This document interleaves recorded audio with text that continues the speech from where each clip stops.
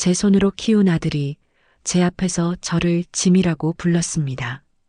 그 순간 저는 모든 걸 버리기로 결심했습니다. 이건 제가 스스로를 구한 이야기입니다. 설날 아침이었습니다. 친정 식구들까지 모두 모인 자리였죠.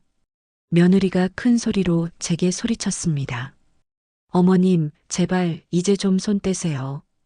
애들 키우는 것도 집안일도 다 저희가 할게요. 계속 간섭하시면 정말 못 살겠어요. 귓속이 멍해졌습니다. 주방에 있던 제 동생이 숟가락을 떨어뜨렸고 사돈 어른은 고개를 돌렸습니다. 아들은 어땠냐고요?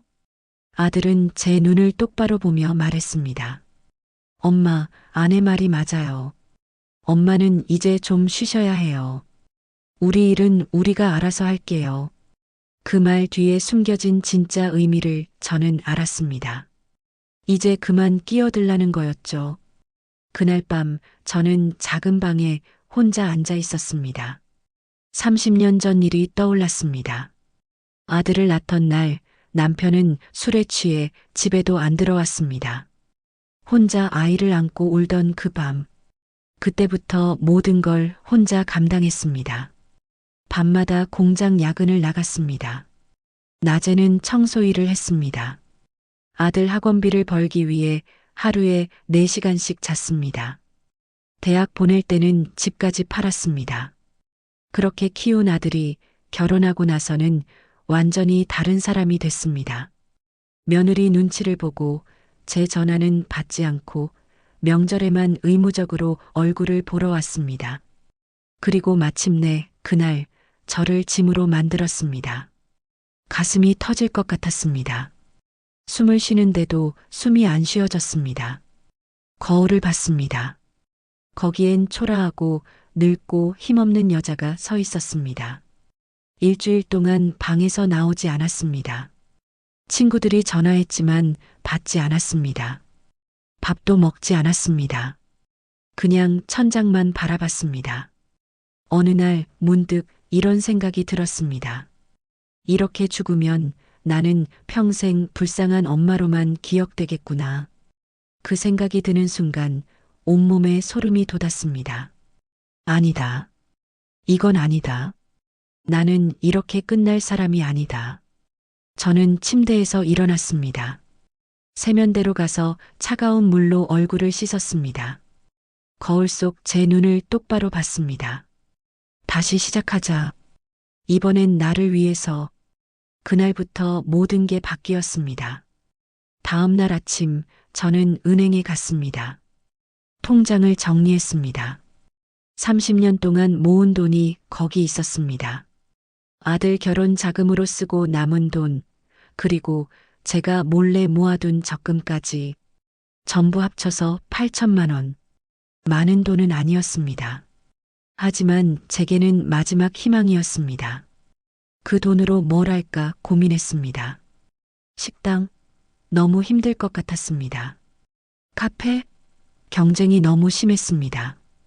그러다 우연히 시장을 지나가게 됐습니다. 낡은 가게 하나가 임대 팻말을 붙이고 있었습니다. 작은 반찬 가게였습니다. 순간 직감이 왔습니다. 바로 이거다. 저는 평생 요리를 했습니다. 아들 도시락도 제 손으로 쌌고 명절 음식도 혼자 다 준비했습니다. 요리만큼은 자신 있었습니다. 그날 바로 계약했습니다. 주변 사람들은 모두 말렸습니다. 나이가 몇인데 장사를 시작해? 망하면 어쩌려고? 그냥 조용히 살아. 하지만 저는 흔들리지 않았습니다. 더 이상 다른 사람 눈치 보며 살고 싶지 않았으니까요. 가게를 열었습니다. 첫날 손님이 한 명도 안 왔습니다. 둘째 날도 마찬가지였습니다. 셋째 날 겨우 한 명이 들어와서 김치 한 통을 샀습니다. 그게 전부였습니다. 밤마다 불안했습니다. 잠도 안 왔습니다. 이대로 망하는 거 아닌가 그런 생각뿐이었습니다.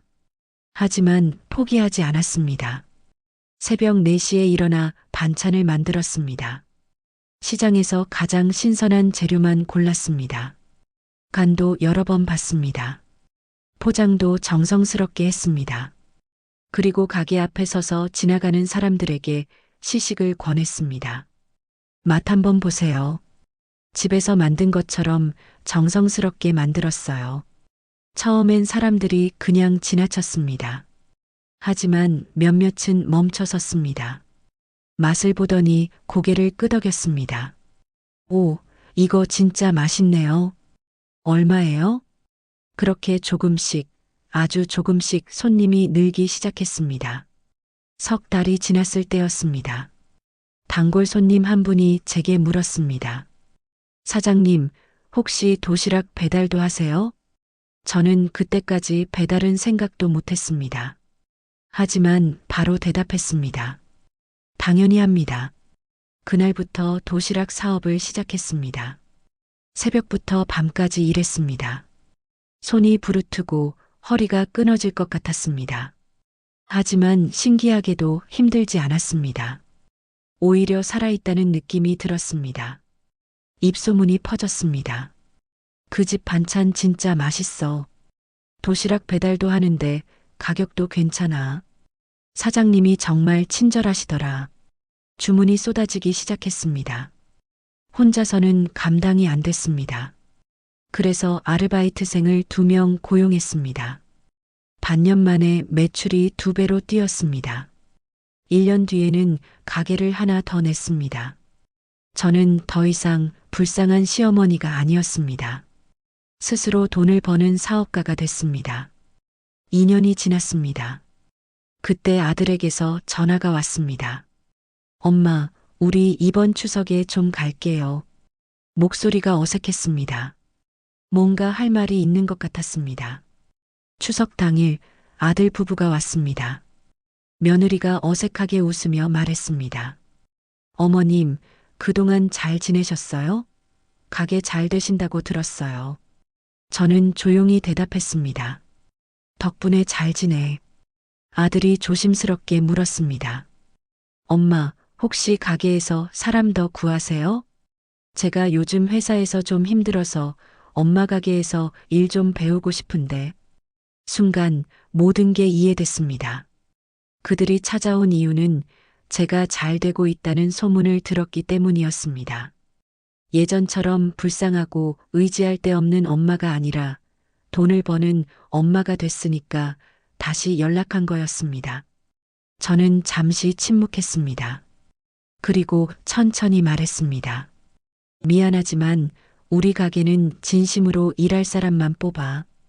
그리고 나는 이제 더 이상 누군가의 짐이 되고 싶지 않아. 너희도 너희 인생을 살아. 나는 내 인생을 살 거야. 아들의 얼굴이 굳었습니다. 며느리는 눈을 내리깔았습니다. 저는 더 이상 그들에게 기대지 않았습니다. 그리고 그들도 저에게 기댈 수 없다는 걸 확실히 했습니다.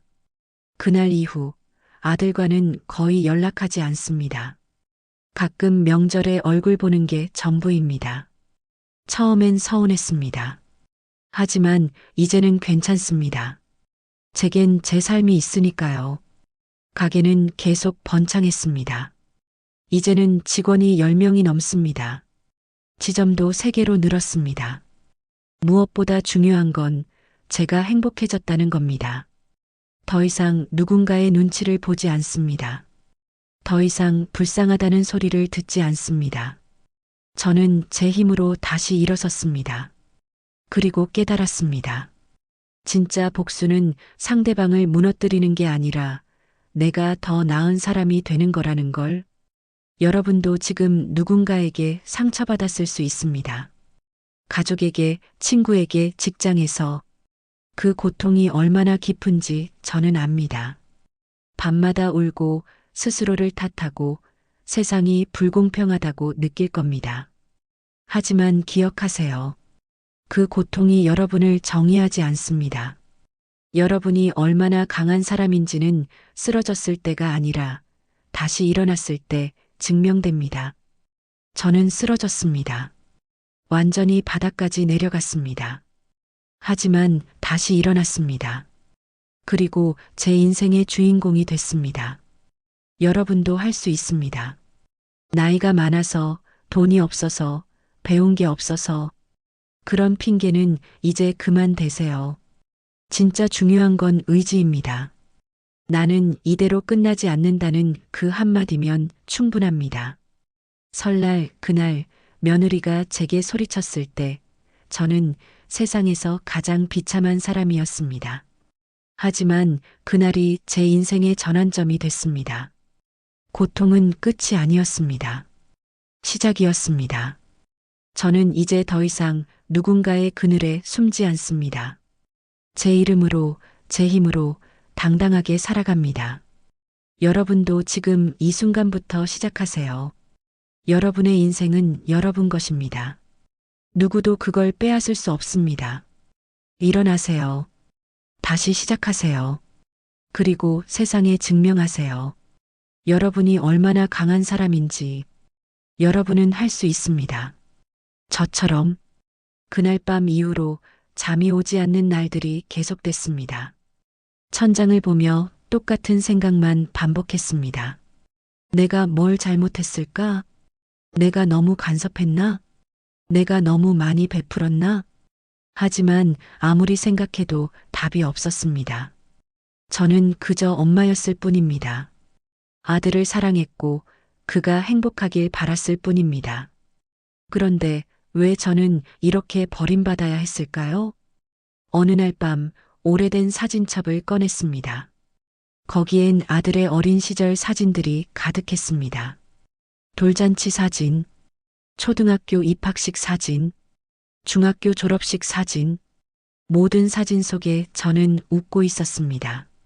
하지만 자세히 보니 눈가에 피로가 가득했습니다. 그때 깨달았습니다.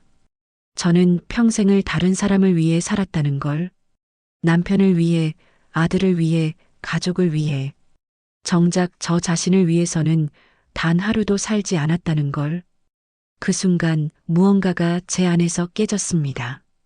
슬픔이 아니었습니다. 분노도 아니었습니다. 그것은 각성이었습니다.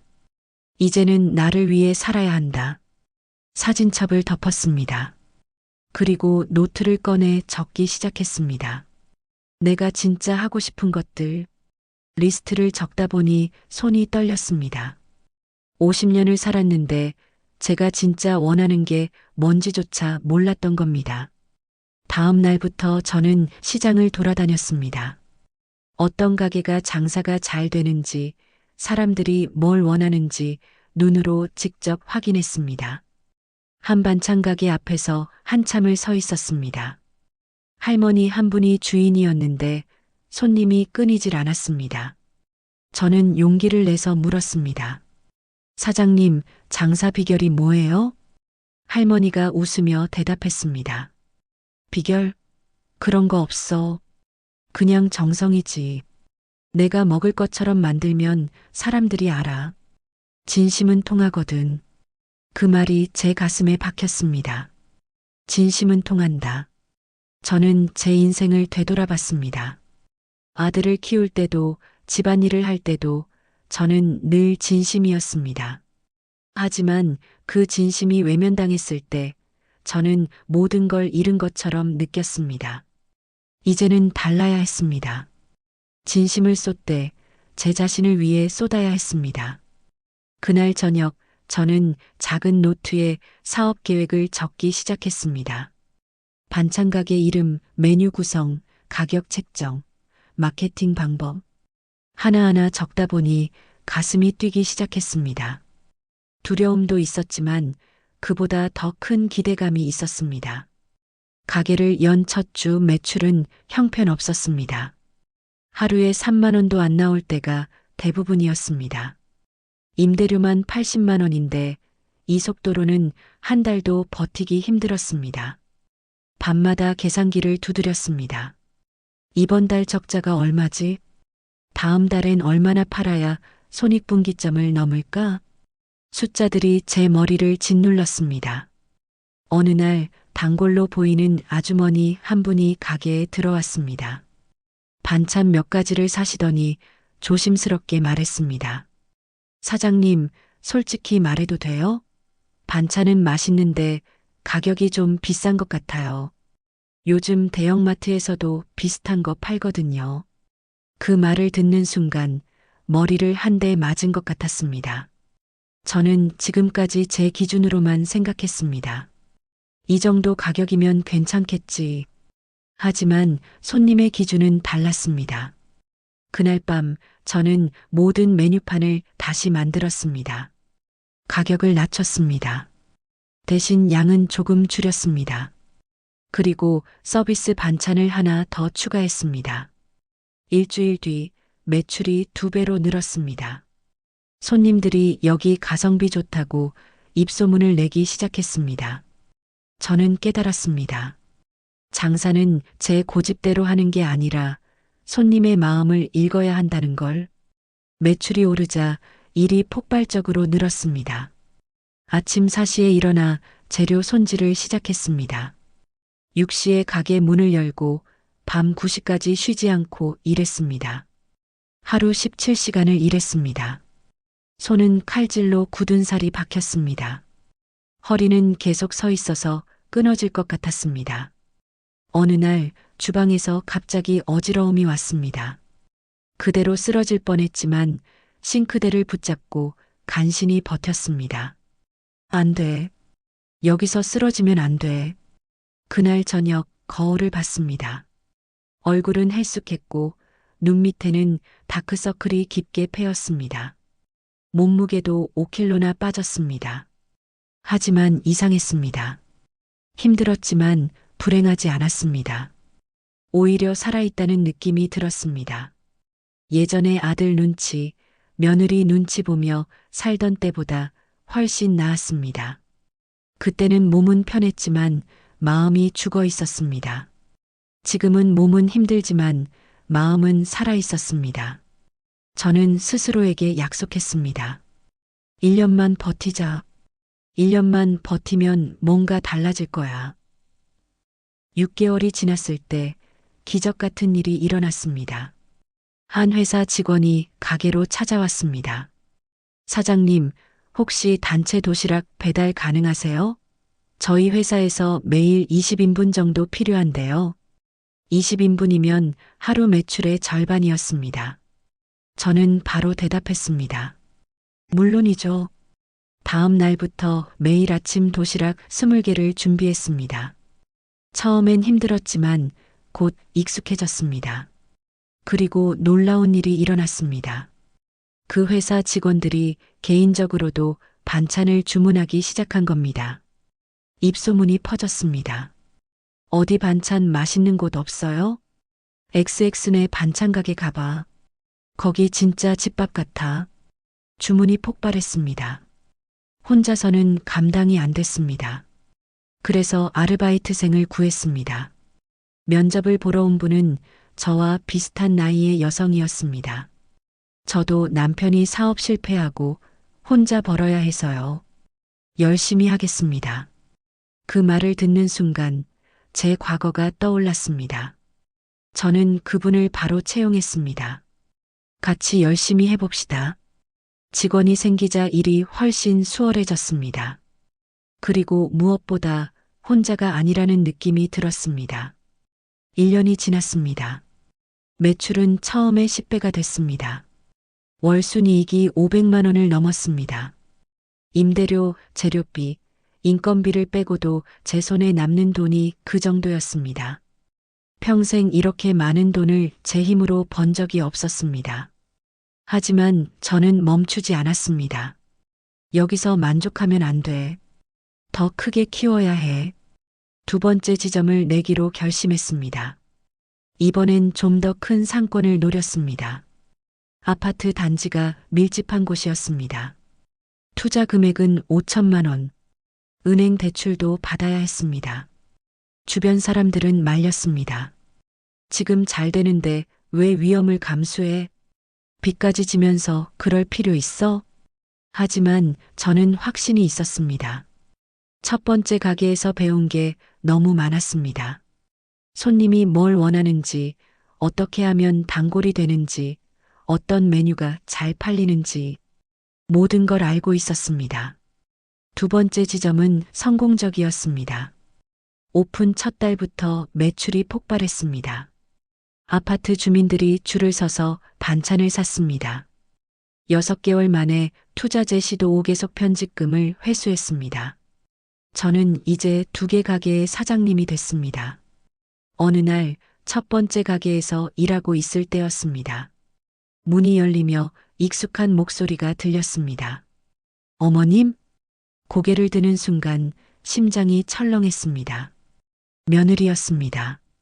그 뒤로 아들도 서 있었습니다. 2년 만에 재회였습니다. 며느리가 어색하게 웃으며 말했습니다. 어머님, 여기서 장사하신다고 들었어요. 와보고 싶었어요. 제 표정을 살피는 눈빛이 느껴졌습니다. 저는 침착하게 대답했습니다. 어서 와. 뭐 필요한 거 있어? 아들이 조심스럽게 말했습니다. 엄마, 그동안 연락 못해서 미안해. 우리도 여러 가지로 힘들었어. 힘들었다는 말이 귀에 들어왔습니다. 하지만 저는 더 이상 그 말에 흔들리지 않았습니다. 며느리가 가게를 둘러보며 말했습니다. 여기 정말 잘 되시나 봐요. 손님도 많고. 대단하세요, 어머님. 그 말투에는 존중이 섞여 있었습니다. 2년 전 저를 집 밖으로 내몰 때의 그 차갑고 무시하는 태도와는 완전히 달랐습니다. 저는 그제야 깨달았습니다. 사람들은 약한 사람을 무시하고 강한 사람을 존중한다는 걸. 제가 약했을 때 그들은 저를 짐이라고 불렀습니다. 하지만 제가 스스로 설 수 있게 되자 그들은 존중하기 시작했습니다. 아들 부부는 한참 동안 가게에 머물렀습니다. 반찬도 몇 가지 샀습니다. 돈을 내려고 하길래 제가 말했습니다. 괜찮아. 가족인데 뭘? 며느리가 머뭇거리다 물었습니다. 어머님 혹시 저희가 도와드릴 일 없을까요? 요즘 저도 시간이 좀 나거든요. 그 순간 모든 게 명확해졌습니다. 그들이 찾아온 진짜 이유. 도와주겠다는 말 뒤에 숨은 진심. 저는 잠시 침묵했습니다. 그리고 천천히 말했습니다. 고마워. 하지만 괜찮아. 직원들이 있어서 잘 돌아가고 있어. 아들이 급하게 말했습니다. 엄마, 우리가 진심으로 도와주고 싶어서 그래. 그리고 솔직히 말하면 요즘 회사 사정이 안 좋아서 내가 엄마한테 배우면서 일하면 안 될까? 역시 그랬습니다. 제가 잘 될 때는 찾아오고 힘들 때는 외면했던 그들. 저는 단호하게 말했습니다. 미안하지만 안 돼. 이건 내가 혼자 힘으로 이룬 거야. 너희가 나를 내쫓았을 때 나는 혼자 다 해냈어.